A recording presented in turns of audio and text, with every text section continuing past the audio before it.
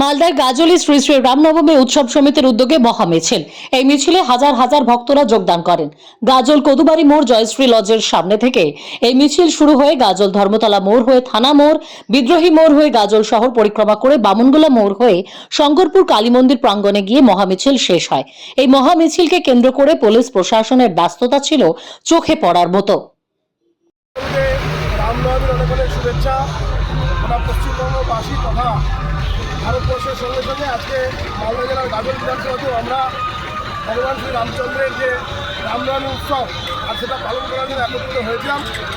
গাজলের বামনগোলা মোড়ে আমাদের ভগবান শ্রী রামচন্দ্রের পুজো হয়, তারপরে কদুবাড়ি মোড়ে আমরা জমায়েত করি। সেখান থেকে গাজল থানা মোড় হয়ে, গাজল হসপিটাল মোড় হয়ে, গাজল বাসস্ট্যান্ড হয়ে আমাদের গাজল যে বামনগোলা মোড় হয়ে আমাদের যে গাজল কালীবাড়ি মোড়, আর সেখানে আজকে আমাদের এই শোভাযাত্রা, বর্ণাঢ্য শোভাযাত্রা এখানে সমাপ্ত হয়েছে।